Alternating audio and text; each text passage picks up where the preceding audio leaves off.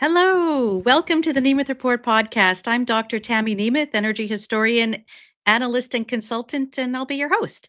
Today, I'm absolutely honored to be joined by the amazing Robert Bryce, author, journalist, filmmaker. We're going to be discussing the practical realities of our energy system in the face of the push towards net zero. And Robert, can you please briefly introduce yourself to those listening who may not know who you are? Yes, of course. Well, first, happy to be with you, Tammy. Followed you for a long time. We've known each other for a while. We saw each other in London a few weeks ago, and that was great to see you in person. I'm Robert Bryce. I'm based in Austin, Texas, proud native of Tulsa, Oklahoma. First things first, I'm a proud father of three great kids, Mary, Michael, and Jacob.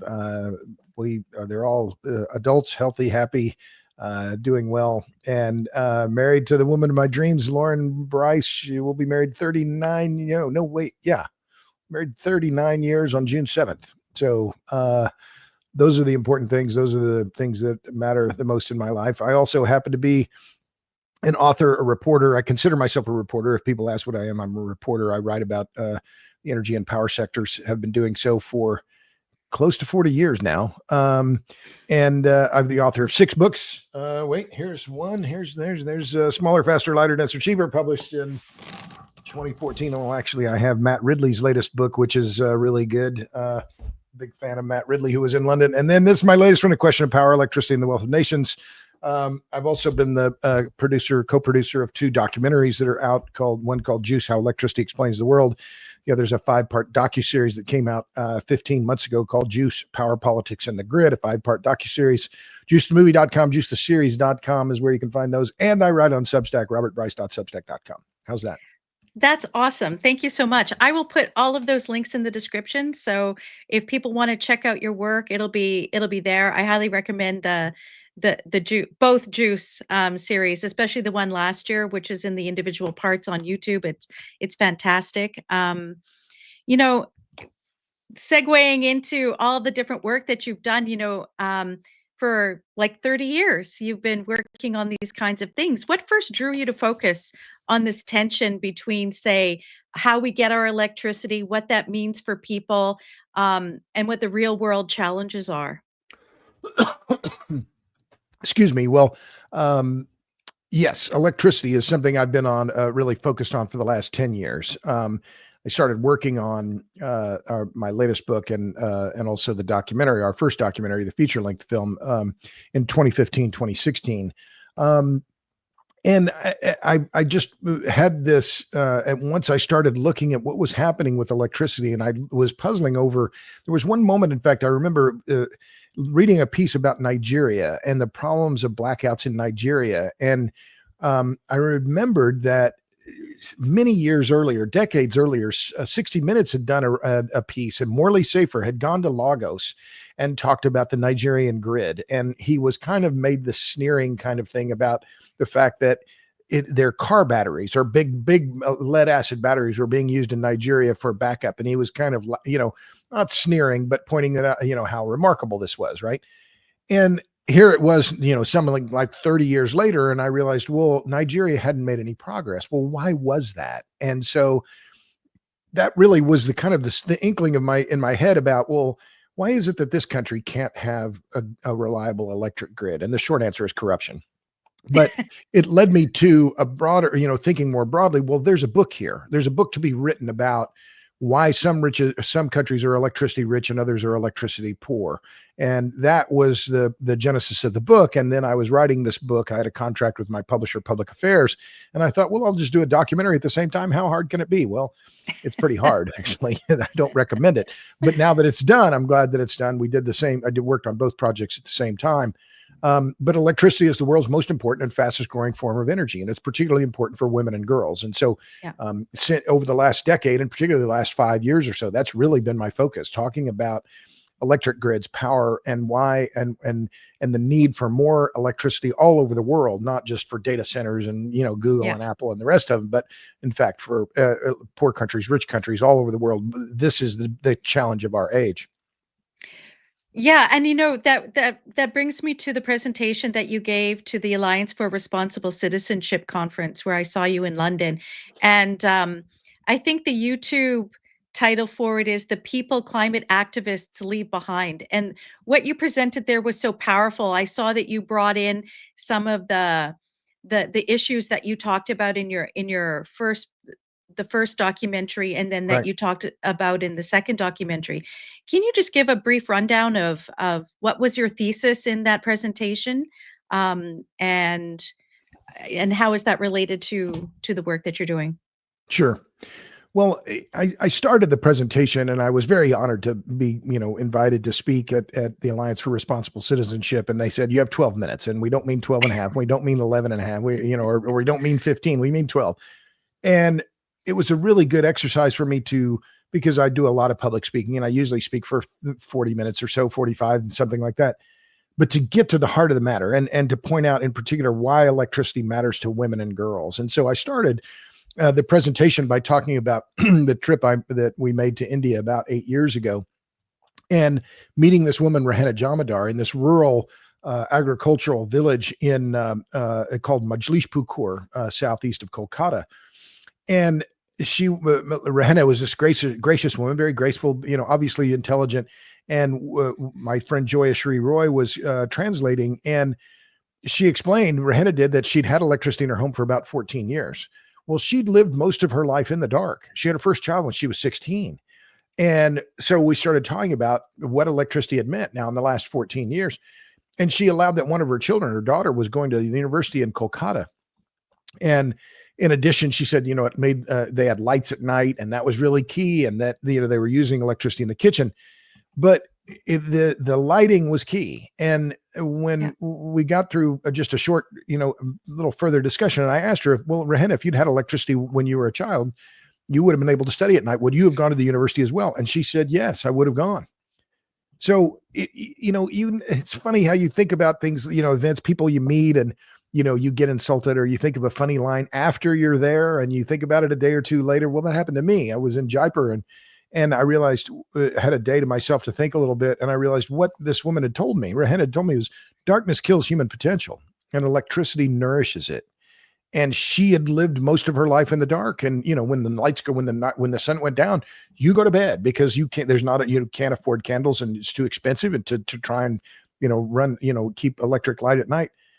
And that really impacted me. It really brought home the human story that I needed to really understand, and also help drive the narrative, to be, blunt about it, to drive the narrative for the film, but put a human face on this issue of energy and electricity poverty, and to make me understand that electricity frees women. And why is it so important for women and girls?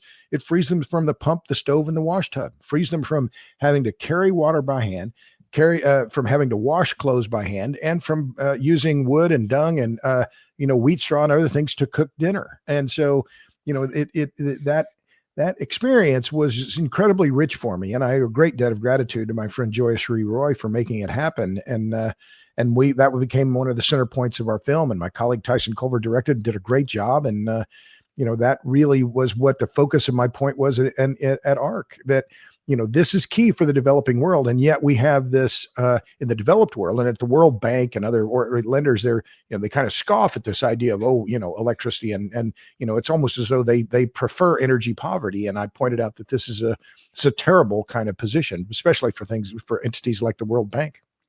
For sure. And what I find interesting is when I look at what the World Bank is talking about with respect to climate change in the developing world, they're talking about we need to use renewables there, that they Sure. can leapfrog coal and oil and natural I gas. love that. And they think Leapfrog. it's like the cell phone. They think, oh, we're going to leapfrog, and we don't need high power systems because we can just, that we can use the cell phone. And no, wrong, damn it. These use little microvolts of power. They need, to run an industrial system in a modern society, you need megavolts. You need, you can't megawatts. This idea, where they're going to leapfrog. It's such bullshit. I'm sorry. We're on a podcast. I could say bullshit. It's bullshit.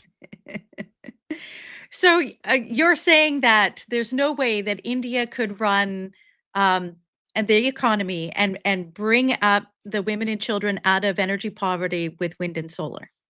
I am saying that most definitively. And anyone who says that they can is just lying. It's simply not true. And, it's funny. There's this kind of paternalistic kind of,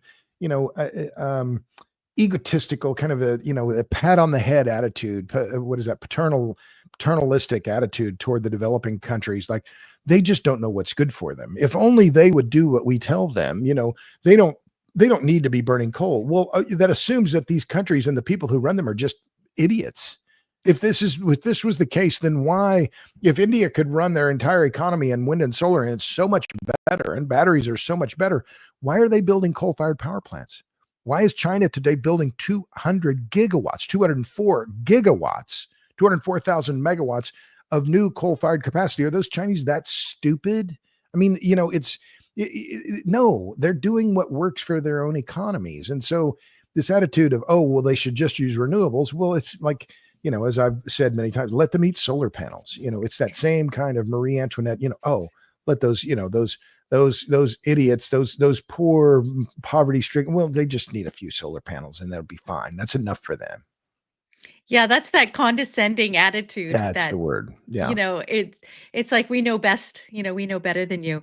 The other element to that is, to me, the way I think about the way the climate movement is, the green movement, it's fundamentally misogynist because all of the things that they say that the Western society needs to do, what developing nations need to do, punish women. Yeah. It really does because, for example, where they want to take away the internal combustion engine and they're mandating this in Canada, the UK, the EU. Right. It then puts women, they say you should be able to take the bus or take public transport or ride share or any of these other things or walk or whatever. But once it gets dark, it's good for you. It's good for you. It's good for your health to ride a bike in the rain and the snow when it's freezing outside. It's good for you. It's just better. Livable city. Yeah, livable city. Yeah, that's what we need. That's the other part. Right. And if you have children and you're dragging the kids around and then it's at nighttime, let's say you finish work late and now you're supposed to just go on public transit and people are complaining that public transit is incredibly dangerous now. So, if you take women out of the cars and if they have an EV, then they get range anxiety. Am I going to make it home? At the end of the day kind of thing. So it's like with all of these different I think that's things. A key insight though, Tammy, what you're saying is about the, if we as a society, and I'm using the royal we, papal we here, believe that we need to help lift women and girls out of poverty, what do they need? They need cheap, abundant, reliable electricity. They need cheap, abundant, reliable propane. They need low-cost hydrocarbons. And that was one of the points that I made in London was that this could all be solved if we, with more propane, these women this was the other part. I'm sorry, I'm jumping ahead, but this is the scandal. I mean, in addition to the point about having women wash clothes by hand, which is Hans Rosling estimates there are 5 billion people walking around in clothes that have been washed by hand. Well, that means there are 2.5 billion women and girls doing that washing. Yeah. But the other scandal here, and this is the one about women and girls that is so key, is that indoor air pollution from using low quality cooking fuels, biomass, wood, wheat straw, etc., dung, is killing 3 million people a year, according to the World Health Organization. More people are dying every year from indoor air pollution, and they're almost all women and girls because they're the ones doing the cooking. More people are dying every year from this low quality cooking fuel from energy poverty than die from AIDS, HIV, cholera, tuberculosis, and malaria combined. And yet we don't hear anything about it. I mean, it's just, no, that's shocking. It is shocking. And the numbers are the numbers. And that's what I pride myself on. Pride myself on my numbers. These aren't my numbers. They're the numbers. And yet there still is this paternalistic attitude. And I think you're right, at root, misogynistic about, oh, well, those people in Africa, those people in South Asia, those people in rural, South America, wherever, they don't deserve propane. They don't deserve electricity. What they have is enough. We're just going to give them a little bit so they can be happier in their poverty. Yeah. And so the way I see it is that, so we're up here and we're supposed to come down like this, and they're supposed to come up a little. A little, yeah. A little, but we're supposed to come down so that we're equal. But I think some people end up being more equal than others. Yeah, we should use less and all of that. So with respect to the energy transition in Western countries, and the United States was really on that trajectory under the past 4 years with the Biden administration and the Inflation Reduction Act and all of that sort of expenditure that was really putting um, putting America on this sort of the same trajectory as the European Union with respect to wind and solar and batteries and so on. Right. There was resistance, and I know that you created this amazing database. Is it called the Renewable Rejections? Is that Well, what it's I called? now have 3 databases, and actually starting a 4th one. But yes, so I started with the Renewable Rejection Database, which looks solely at the United States, and started that in 2015, looking at rural communities across the country and cataloging them and annotating all of the rejections or restrictions. That number is now 793 since 2015. And then in the last few weeks, I launched the Global Renewable Rejection Database because I realized, we need to, the world needs, people need the media need to know what's happening around the world. And there have already now, since the first of the year, been a dozen rejections in the UK alone. And then I also launched the Battery Rejection Database because batteries now are facing all kinds of resistance around the world.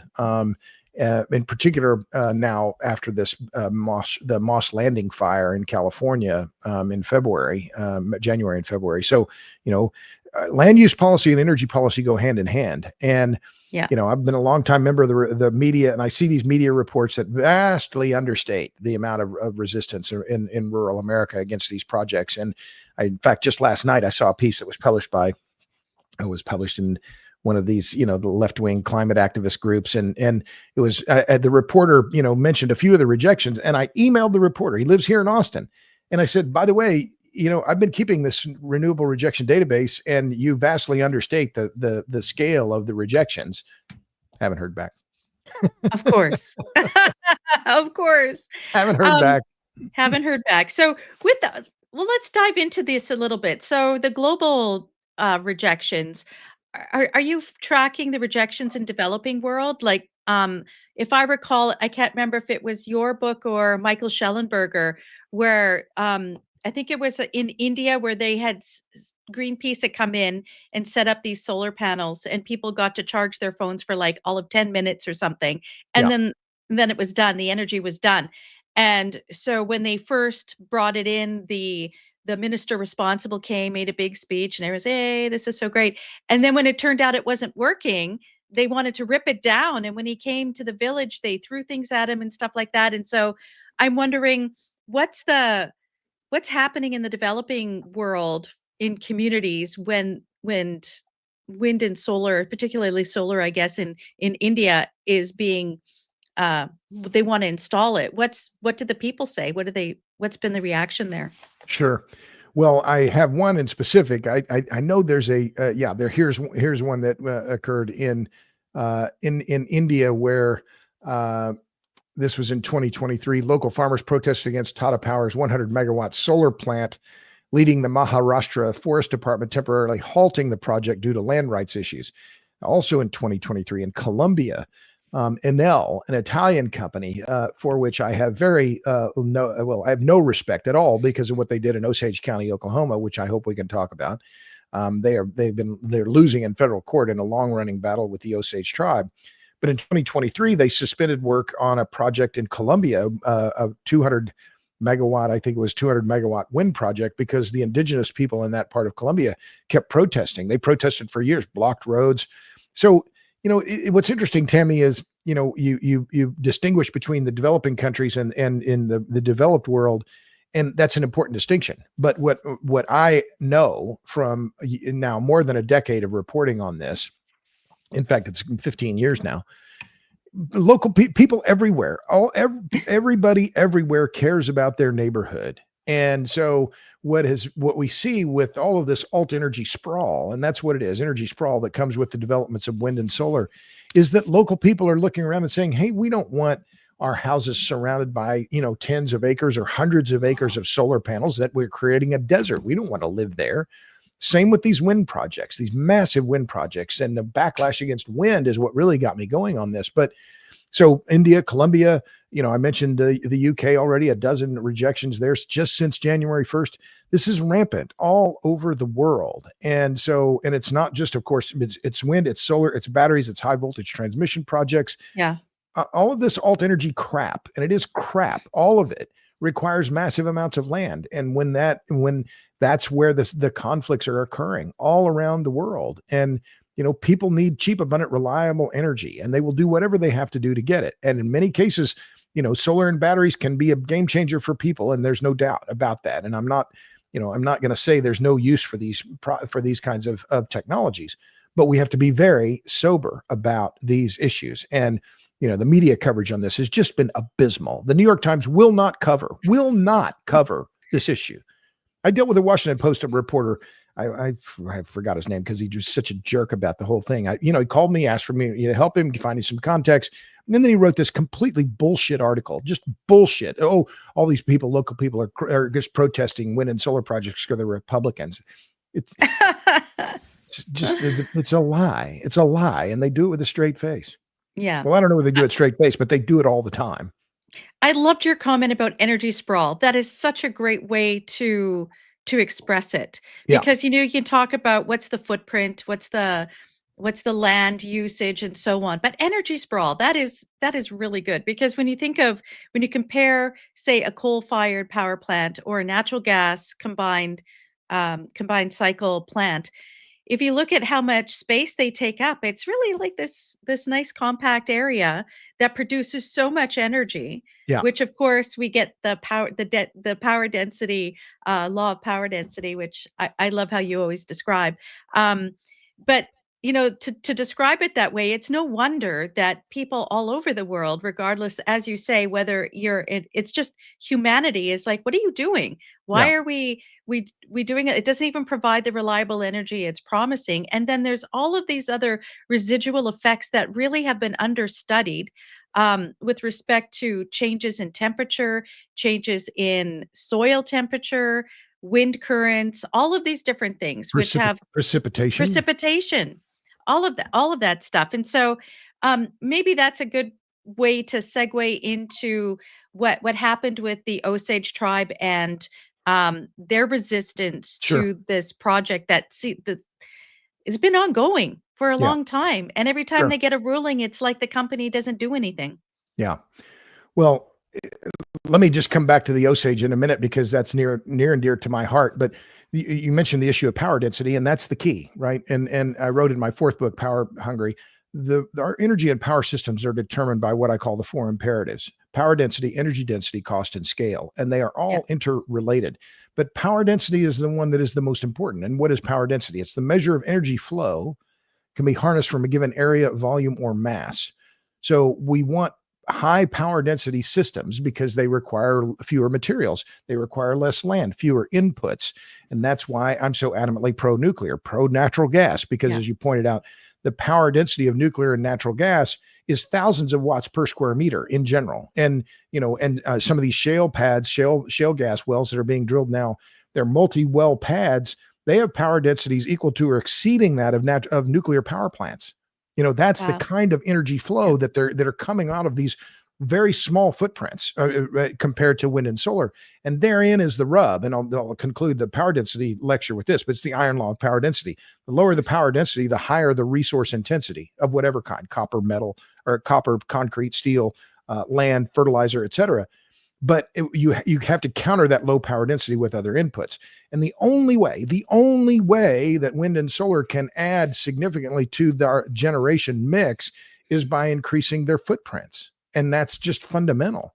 And so that's the problem now, is that the rub is continuing to be, as these mandates and heavy, massive subsidies for wind and solar keep going, they are, the push is to, pave rural America, rural Britain with these projects. And the local people are saying, stuff it. We're not going to put up with this. We don't want this here. Go away. And one of the pieces I wrote just recently talked about, it was in Ireland, I think in County Kilkenny.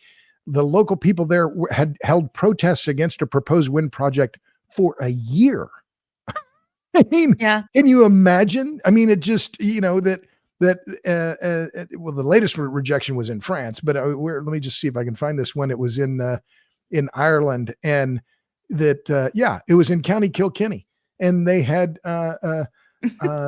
been protesting for a year in front of the office of the company that was trying to build this wind project. So Now, if I've been going on here and, I'm all torqued up about this because this is what I do, but now let's talk about the Osage tribe in Osage County, Oklahoma.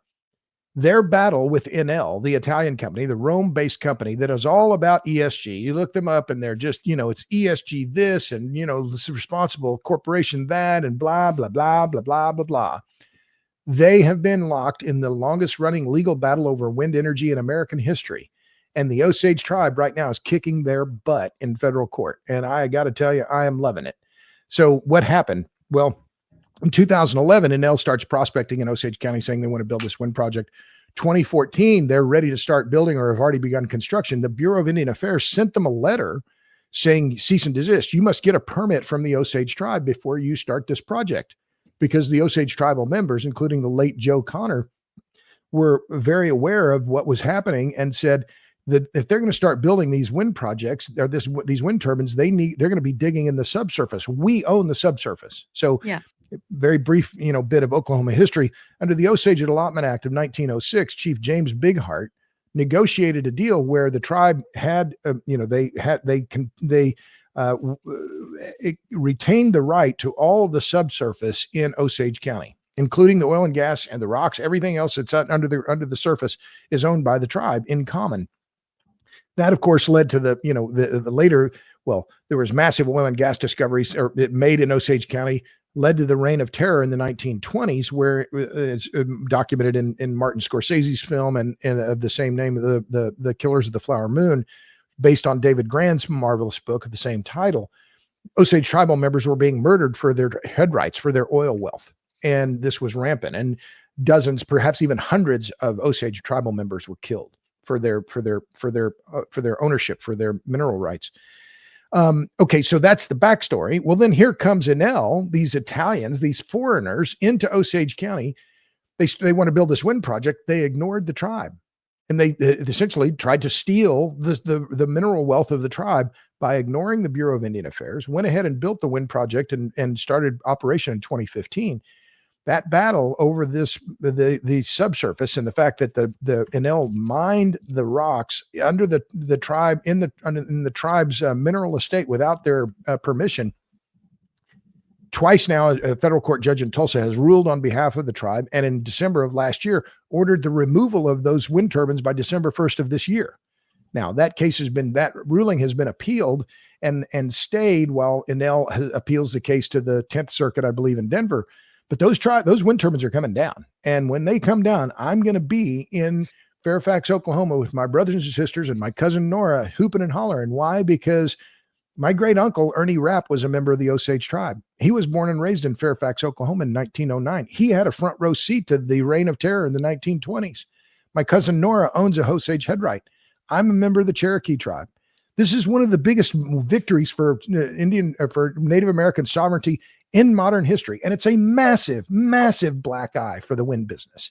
And yet, not a single word in the New York Times, not a single word in the Washington Post, National Public Radio, Bloomberg, Wall Street Journal. They won't cover it because it doesn't fit this narrative about clean energy. It's, I get worked up about it because this is such an important story. And, maybe I should be happy because no one else is covering it, but it's something that I care about a lot. Why was the tribe unable to stop the construction of it? Like when the court said don't build it, why was the tribe unable to I don't know, go out there and stop it? Well, I don't know. Mao said political power grows out of the barrel of a gun. I think maybe tribal members could have gone out there with shotguns, but it's a split estate. The land was owned by in fact, this is one of the interesting parts of the story as well. The surface is owned by the family and of a man named M. John Kane, who just happens to be the sitting Chief Justice of the Oklahoma Supreme Court.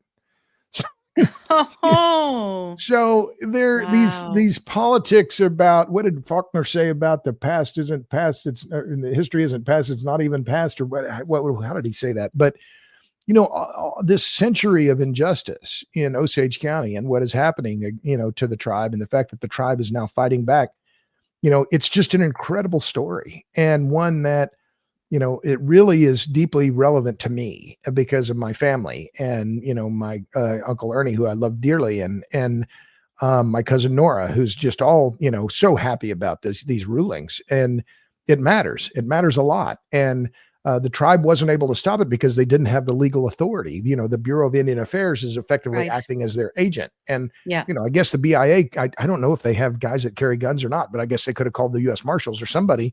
But, it's truly incredible. But it's one of these examples of how big moneyed interests, and it's, I see this solar and wind push. It's about big banks, big law firms, big business, and the big NGOs trying to roll over rural Americans and rural residents in Britain and elsewhere. It's all Yeah. about, it doesn't have anything to do with climate change, Tammy. It's all about money. Yeah, it looks that way. Especially like in the UK, I know that there's been these rejections this year, but the Labour government that's in charge right now nationally has changed some laws that will enable them to override what Right. those rejections are. Especially in that sort of midland area where Yeah. they seem to figure we can just paper over the farmland with solar and wind or whatever. I know that just outside of Oxford, there's a massive solar installation being constructed right now called the Cowley Solar Plant, um, and it's taking up this amazing farmland Yeah. and you know really destroying the countryside. So I I I think that people are upset and they don't want it, but now because when we've had these activists like Extinction Rebellion and Just Stop Oil that created, so much disruption with their antics, Yeah. and then they passed a law in order to stop that kind of thing from going forward. People are actually sort of limited now on how they can push back on what they're doing. So it'll be interesting to see, at least for the UK, what happens in the next 6 months, where they really want to bulldoze through and do And what they that's want. that's the right word. Yeah, And is and bulldozing. it's important that you mentioned the farmland issue, because this is another one that comes up over and over in these rejections all over the world, is farmers and ranchers saying, this is prime land. We need to, food first. And this has been some of the, the pushback all across the US and in Britain, preservation of prime farmland. It's interesting. It Yeah, was a year ago, February, I'm pretty sure, with the province of Alberta. You're a Canadian. I'd be yeah. proud of this, that the Albertan government, led by, Danielle she's Smith. Danielle Smith. Thank you. One of the leading lights of the conservatives in Canada. They passed a measure that prohibits the use of, or the energy sprawl of alt energy on prime farmland. They Yeah, also have the strictest setback requirement of any setback that I've seen anywhere in the world, and I'm pretty knowledgeable about this. I think it's 30 kilometers from yeah, the Rocky Mountain parks. So that is an incredibly important move, and again, that it's happening in Canada, and that matters as well, because in Ontario you have nearly 100 communities, municipalities, that have declared themselves unwilling hosts for wind projects. So it's, again, this is happening all over the world, and it's because people care. It's just, you made a great point about the British government. So how is it that this is interesting, right? You've got the liberals, the supposed ones who care about the working class, siding with big moneyed interests and big banks to roll over rural communities. And the same thing is happening here in the US, where in the past few yeah, years, you've had 4 heavily Democratic states, liberal states, Michigan, Illinois, New York, and California, all passing measures that will allow their bureaucrats in their respective state capitals to force local communities to take wind projects, wind solar projects, and battery projects they don't want. I mean, isn't it incredible? Isn't it, that, and why is that? Because the Democrats don't care about rural America. It's just that yep, simple. They don't get any yep, votes there. yeah. The county by county maps show that, they don't have any votes out there. So what do? Well, screw those people. A bunch of hicks. They voted for Trump anyway. Exactly. And in the UK, it's the same thing. The rural communities did not vote for Labour at all. Yeah. And so then it's like, well, okay, if you didn't vote for us, we're going to make sure that our friends get their palms greased or whatever. And it's interesting because the Octopus Energy has been one of the real benefactors, and Dale Vince. Dale Vince was a funder of of the Labor government in their Sure. campaign, and so he's Oh, looking I'm to really shocked. benefit I'm still, shocked. right? Tammy, do Shocked, tell. just You're shocked. saying money is influencing politics? Oh, that is just incredible. I would never thought of that. Would never happen, right? Just never But I will happen. say this about, what's happening now that you're living in the UK is you have, it was interesting. We were in London, at the same, we saw each other there, and Lorna and I stayed for 10 days. And I did a lot of, asking people and taxi drivers, tell me about what's going on in the energy thing here. And, and all of the Londoners that I talked to said their energy bills had doubled in the last Yeah, 4 years. And yeah, then they were creating some real hardship. But the taxi driver who took us to the British Museum said it's the Uniparty, and this is what I was getting to. Yes, it's Labor, but the Tories. I yeah, mean, explain the Tories. Liz Truss comes in; she's in office for a cup of coffee and says we're going to repeal the ban on fracking. She's then defenestrated. Rishi Sunak comes in and says, "Oh no, we're not going to frack. No, no, no, no, no, no. He's a Tory. What are you doing? If you're going to be serious about energy policy." Britain has enormous shale gas resources yeah, in the Gainsborough Trough in Lincolnshire, 16 trillion cubic feet of immediately recoverable resource. And that yeah, the actual resource is actually much bigger than that. You can drill for it. You can frack for it. You can start producing gas domestically onshore and get it flowing within a couple of years. And yet what happens after this article comes out in the Telegraph delineating this? The Labor government immediately says, "Oh no, we're going to ban fracking forever. We're clean energy, blah blah blah." I mean, yeah. you know, And close down North Sea. So it's really funny if you look at the map of the North Sea, and on the one side is where Norway is developing different fields, and yeah. then you see the delineation for where the UK has control over it, and Oh, I'd you love see to on the see that. Norwegian side all these wells and everything, and on the UK side there's almost nothing. But I mean, I'd love to see that. I'd love to see that map. That'd be great. it was hilarious. I'll send it to you, but Thank you. it just indicates where you have Norway, which is supposed to be the poster child of ESG with their Sure. investment fund or whatever. But on the other hand, they're also the number one supplier to Europe of natural gas, of oil, or whatever. And and um, and who's criticizing them for developing the North Sea? And yet the UK, which also has assets in the North Sea, is putting up every possible roadblock. No more new licenses, a windfall tax that is almost like 110%. It's Yeah. ridiculous. So why would a company possibly want to keep producing out of the North Sea when they've extended the windfall tax past 2030? I'm like, though it was meant for the war in Ukraine. Are they expecting the war to extend to 2030 that they want to keep this windfall tax? And with It's true. It truly is incredible. And you mentioned Norway. Now, the statistics department in the UK published this very interesting graphic, and I published it on my Substack a few weeks ago, robertbryce.substack.com. Almost about half of the imported gas now into the UK comes from Norway. yeah, The second biggest supplier is the US. yeah, 18. So when you do that, you do the math. Now Britain is importing roughly half of the gas that it consumes, and half of the biggest chunk after Norway, the supplier is the U.S. Almost 20% of all the gas now consumed in Britain is coming from the United States in the form of LNG. I yeah. mean, it's just I still can't quite believe this is true. I mean, and how is it that the Brits and the Germans are marching lockstep, goose stepping, I guess, goose stepping in lockstep, driving themselves into the ditch from an energy standpoint? And I made this point with many people in London when I was there. How is it that that one of the homes of the Industrial Revolution, the United Kingdom, has now closed its last blast furnace? You cannot Yeah, make virgin steel in Britain anymore yeah. because of these insane energy policies.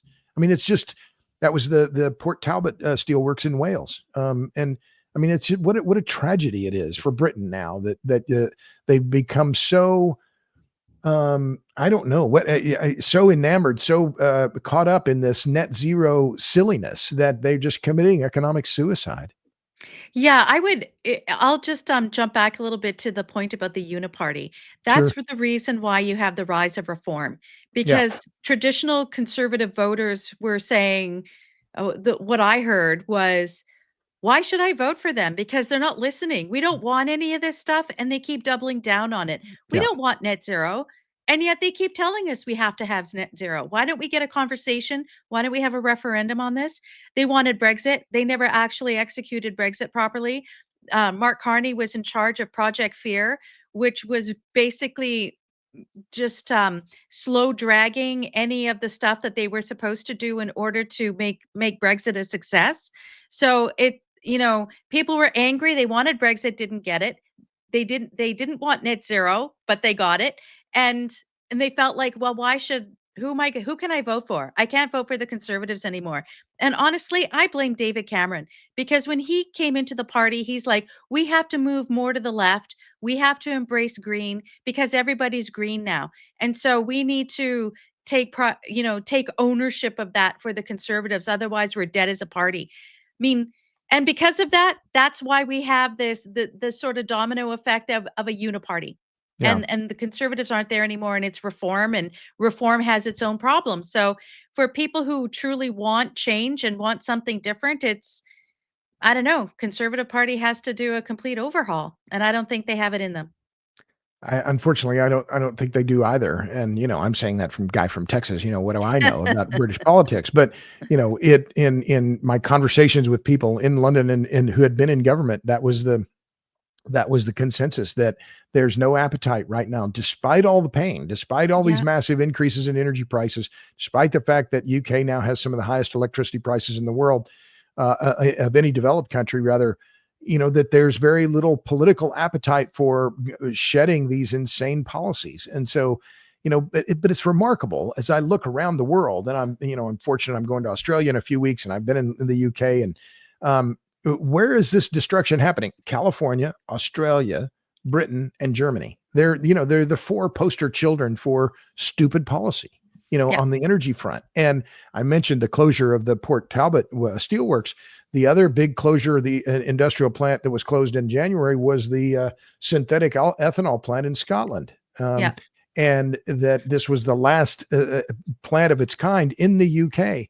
And why are they moving? Because or quitting because of, again, energy costs. And so you had multiple hundreds of people lose their jobs. And this is the deindustrialization of Britain. I'll just give you one more quick anecdote, and this is only an anecdote, but I mentioned I'm not shy. I think we've established that, right? I'm a reporter. I travel with a reporter's notebook. And so I went into shops and with restaurants and taxis, and I would ask people, well, tell me about your energy bill. And as I said, everyone said at least that it had doubled. The last night before we left, we went to a pub around the block from the hotel. And there was a woman behind bar, and she was in her mid-20s. And I asked her the same question. And she says, well, I said, what's up with your energy costs? Have it changed a lot? She said, oh, yeah, it's really, really expensive. She said, I live with my parents. I said, really? And she said, yeah, we don't shower at home anymore. I said, what do you mean you don't shower at home? She said, we go to the gym. We shower at the gym because it's so expensive to heat water at home. We shower at the gym. Now, one anecdote, but still indicative of, someone who's a very, clearly working class, just getting along. Yeah. And yet what do? The bills are now so high that they don't shower at home. I mean, the Brits, God love them. Sober up. Look at what is really happening in your world and change course, by God. But you can't fight stupid. Yeah, that's true. And, with respect to the bills, what's interesting is Ed Miliband, who is the minister responsible for net zero and energy, whatever. He keeps every day, he makes a tweet that the reason the prices are high is because of the war in Ukraine and that natural gas prices are high. And then when you look at the statistics, it spiked for like 6 months and it's been coming down. And it's down almost to the point where it was back in like 2018 or something like that. So he's just, there's disinformation laws in the UK, and I wonder why he can still get away with making such overt disinformation posts like that. But I mean, he keeps saying it and repeating it, hoping people will believe it. Yeah. Because who bothers to look at those statistics? Who looks at that graph? It's so unfortunate. But I think would you zoom out for a little bit here? It's not just Britain. It's not just Germany. Europe as a whole now is facing this massive shift. Who knows if the Russians are going to give up in Ukraine? The U.S. and the West has very little leverage. Let's face it. Oh, well, Vladimir, you should stop. And he said, well, why would I stop now? you all are on the back. You're suing for peace. I don't really care. I can keep this up for a long time. But then if they're, but the reality is now you've got the price of natural gas going into Europe via LNG, which is priced at the TTF trading hub in Holland. It's 3 times the cost of gas here in the United States. So Europe is it's not on an equal footing anymore when it comes to the industrial base. And Germany, you look at what's happening at Volkswagen, look at the deindustrialization all across Europe. It's just of a piece. And it's all about this insane policy, this war on hydrocarbons that is being fomented by the NGOs and the climate activists, and the politicians are paying too much attention to them. And let's not forget, a lot of these anti-fracking policies were in part funded by the Russians. And that is very clearly, this is verifiably true. This is not some made up stuff. This is the fact that Putin and Gazprom and his allies helped fund some of the NGOs that pushed for these fracking bans across Europe. And I think there's still 8 countries, including the UK, that have bans on hydraulic fracturing. Yep, that's absolutely right. And that's a good place to end, because I know you have to get going. I could talk for hours on this. And, I could as well. It's, I'm incredibly lucky to do what I do. I'm so fortunate in my life and my career, healthy. I'm old and gray and turning 65 in a few months, but this is my purpose and my passion. And I'm, incredibly lucky to do it and have talks like this because, I have too many opinions to keep them all to myself.